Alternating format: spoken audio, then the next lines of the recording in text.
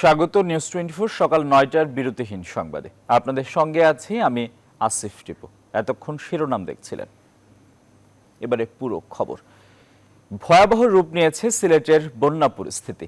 পানিবন্দী হয়ে পড়েছেন লাখ লাখ মানুষ।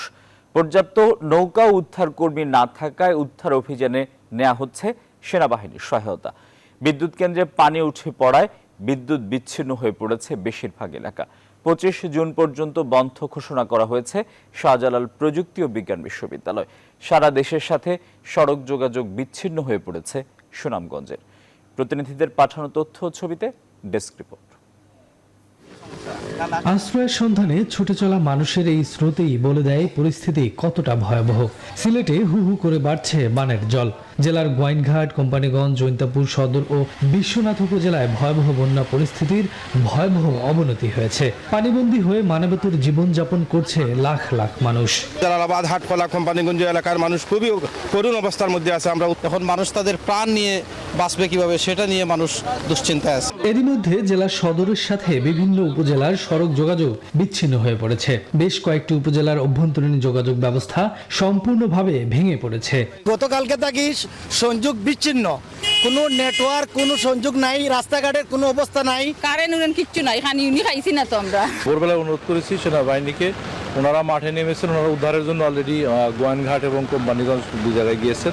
এদিকে বিদ্যুৎ কেন্দ্রে পানি উঠে পড়ায় সিলেটের বেশিরভাগ এলাকা এখন বিদ্যুৎহীন হয়ে পড়েছে। পানি বৃদ্ধি অব্যাহত থাকলে যে কোনো সময় পুরো সিলেট বিদ্যুৎ সংযোগ বিচ্ছিন্ন হয়ে পড়ার আশঙ্কা করা হচ্ছে।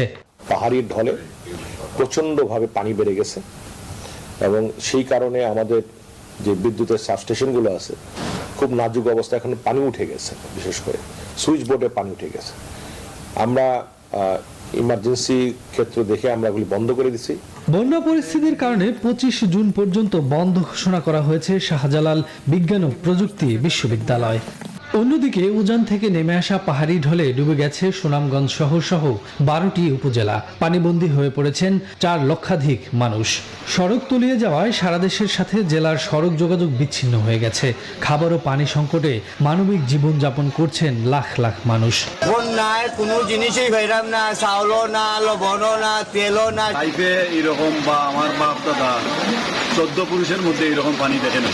নেত্রকোনায় বাড়ছে নদ নদীর পানি, ডুবছে একের পর এক নিম্নাঞ্চল। রাস্তাঘাট আর বাজার এখন পানির নিচে। বন্যা নিয়ন্ত্রণ ও পূর্বাভাস কেন্দ্রের বিজ্ঞপ্তিতে বলা হয়েছে আগামী 24 ঘন্টায় দেশের সার্বিক বন্যা পরিস্থিতির আরও অবনতি হতে পারে। শফিকুজ্জামান রুবেল, নিউজ 24। বন্যা পরিস্থিতির সবশেষ খবর জানাতে সিলেট থেকে যুক্ত হচ্ছেন সহকর্মী সজল দাস। সজল, সিলেটের সার্বিক বন্যা পরিস্থিতির সবশেষ কি তথ্য আছে আপনার কাছে?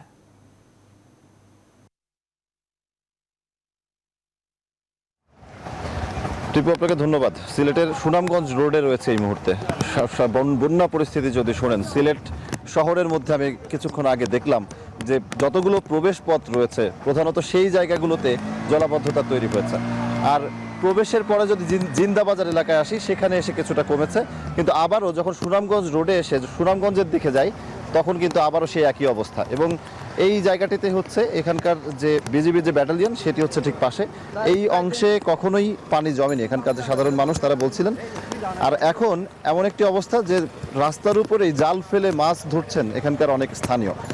আমার সাথে এখানকার যে সিলেট প্রতিনিধি আমাদের সৈয়দ রাসেল রয়েছেন, তার সাথে একটু জানতে চাই আসলে প্রেক্ষাপটটি এই মুহূর্তে কেমন দেখছেন, যে কারণে যেহেতু তিনি ধারাবাহিকভাবে পরিবর্তনটি দেখছেন। কি অবস্থা রাসেল, একটু জানাবেন।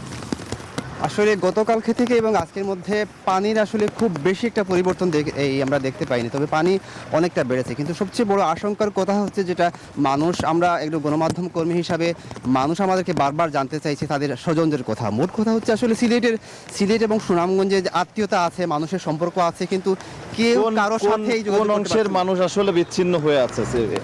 বেশিরভাগ সিলেট থেকে তো সুনামগঞ্জের মানুষ আসলে সিলেটে আসতেই পারতেছে না। এছাড়া আসলে সিলেটে যে গোয়াইনঘাট উপজেলা আছে, কোম্পানিগঞ্জ উপজেলা আছে, কিংবা এই কানাইঘাট উপজেলা আছে, সেই এলাকার মানুষগুলো সিলেটে আসতে পারতেছে না। কিন্তু সবচেয়ে বড় সমস্যা হচ্ছে যে বিদ্যুতের নেটওয়ার্ক নাই, নেটওয়ার্কের সাথে সাথে আসলে এই বিদ্যুৎ নাই, কোন কোন জেলায় এই মুহূর্তে বিদ্যুৎ বিচ্ছিন্ন হয়ে আছে? সিলেটের যে এই বন্যা কবলিত যেসব এলাকা আছে উপজেলা আছে, যেমন সিলেট সদরের বেশ কিছু এলাকা, বিশেষ করে পল্লী বিদ্যুৎ এই বেষ্টিত যে এরিয়াগুলো আছে, কোম্পানিগঞ্জ আছে, গোয়েনঘাট আছে এবং জৈন্তাপুর আছে, এর টোটাল বিদ্যুৎ বিচ্ছিন্ন। আমরা শুনছিলাম যে অবস্থা এখন সড়ক পথে, তো অবস্থা একদমই খারাপ।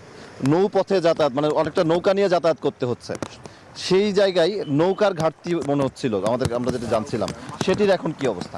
না, সিলেটের যেসব এলাকা বন্যা এসেছে আসলে সব সময় যে এত বড় বন্যা আসে এরকম আসলে হয় না, সে কারণে আসলে নৌকারও প্রয়োজন হয় না এবং মানুষ নৌকা বানায়ও না। সেক্ষেত্রে আসলে নৌকার প্রচণ্ড সংকট, নৌকার সংকটের থাকার কারণে আসলে মানুষ একদম পানিবন্দী হয়ে আছে। আর সবচেয়ে খারাপ জিনিস হচ্ছে একজন মানুষ পানিবন্দী হয়ে আছে এবং কিভাবে আছে কেউই বলতে পারছে না, তার স্বজনরা বলতে পারতেছে না। হয়তো 3 দিন আগে সে যোগাযোগ করেছিল তার স্বজনদের সাথে, কিন্তু এখন পর্যন্ত একদম যোগাযোগ বিচ্ছিন্ন আছে। গবাদি পশু নিয়ে তারা কিভাবে আছেন, বাচ্চা কাচ্চা একটি নিয়ে বিষয়, কিভাবে আছেন। বেশ কয়দিন হলো, এখনো কি ত্রাণ পৌঁছেছে তাদের কাছে?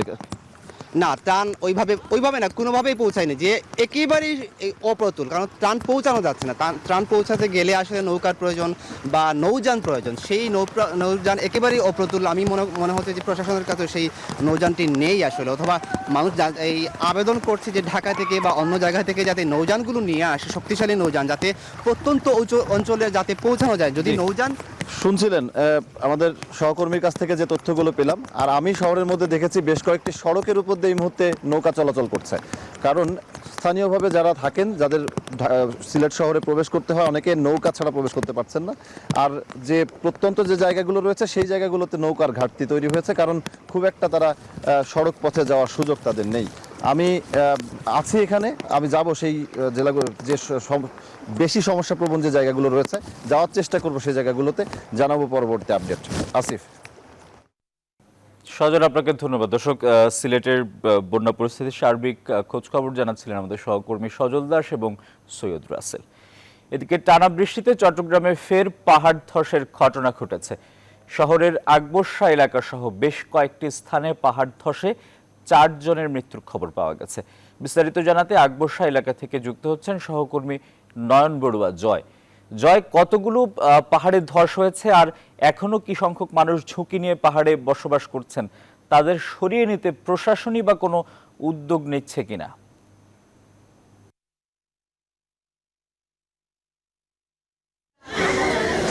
ধন্যবাদ আসিফ টিপু আপনাকে। আমরা যে পাহাড়টি আপনাকে দেখানোর চেষ্টা করছি, এই পাহাড়টি আকবর শাহ এলাকার বিজয়নগর পাহাড়।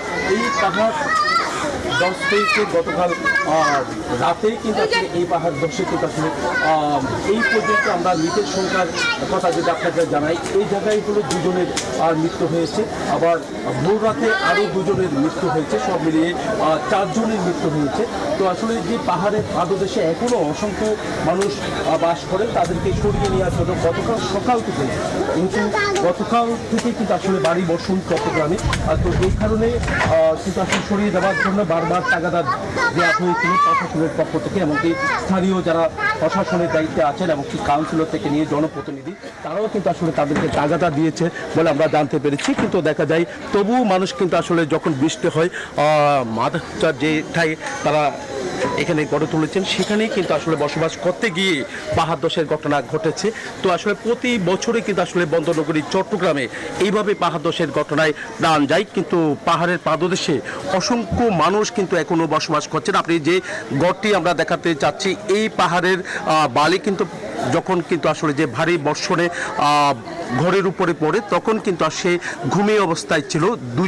2 ভাই কিন্তু আসলে এই জায়গায় প্রাণ গেছে বলে আমরা জানতে পেরেছি। তাদের মরদেহ কিন্তু এখানে পড়ে আছে। কিছুক্ষণ পর এই জায়গা থেকে তাদেরকে কিন্তু আসলে তাদের মরদেহ চট্টগ্রাম মেডিকেলে মর্গে পাঠানোর কথা রয়েছে। একই সাথে কিন্তু আকবর শাহ এলাকার আরেকটি জায়গায় সেখানে একটি জায়গা, সেখানে কিন্তু পাশাপাশি আরো 2 জনের ঘটনা করেছে। আহত আরো 3 জনকে চট্টগ্রাম মেডিকেল চিকিৎসাধীন অবস্থায় রেখেছে বলে আমরা জানতে পেরেছি। সব মিলে বলা যায় ফায়ার সার্ভিস গতকাল রাত থেকে ভোর রাত পর্যন্ত তারা এই উদ্ধার কাজ চালিয়েছেন। উদ্ধারের পর কিন্তু তাদেরকে, যারা আহত অবস্থায় তাদেরকে মেডিকেলে ভর্তি করেছেন। কিন্তু এলাকা যারা এখানে আছেন তাদের সাথে আমরা একটু কথা বলবো। আমরা একটু জানতে চাচ্ছি আপনার কীভাবে এই দুর্ঘটনা ঘটছে একটু যদি বলেন। ছোটবেলা থেকে আমি জানি না এটা, আমি আসছি এখন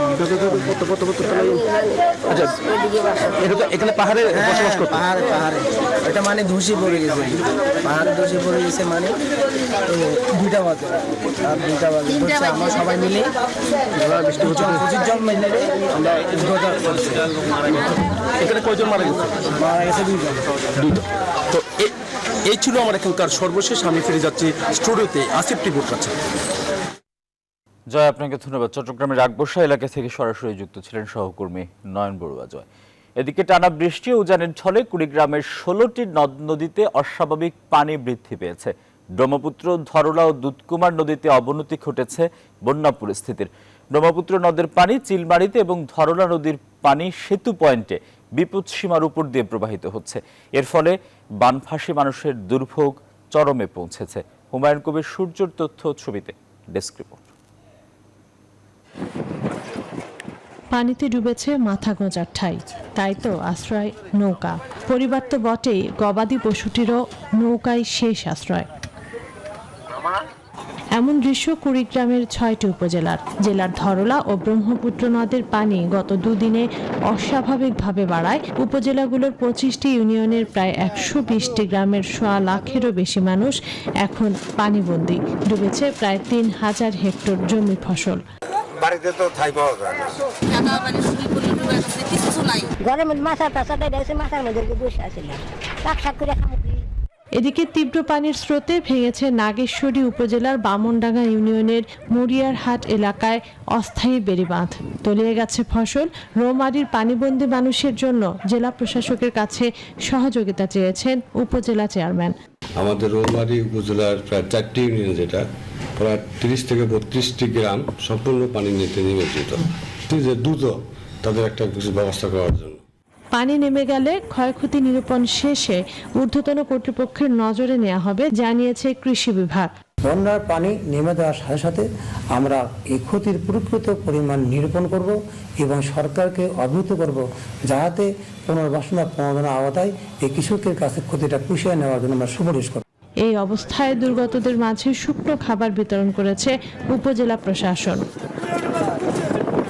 ডেস্ক রিপোর্ট, নিউজ 24। গেল 3 দিনে বাংলাদেশের উজানে ভারতের আসাম ও মেঘালয়ে প্রায় 2500 মিলিমিটার বৃষ্টি হয়েছে। এ কারণে সৃষ্ট বন্যায় আসামে মৃত্যুর সংখ্যা বেড়ে 31 জনে দাঁড়িয়েছে। টানা বর্ষণে রাজ্যের অনেক জায়গায় ভূমিধসের ঘটনাও ঘটেছে। ভারতের কয়েকটি অঞ্চলে বন্যার কারণে পরিস্থিতির আরও অবনতি হতে পারে ভাটি এলাকাগুলোর। মাসুদ রানার ডেস্ক রিপোর্ট।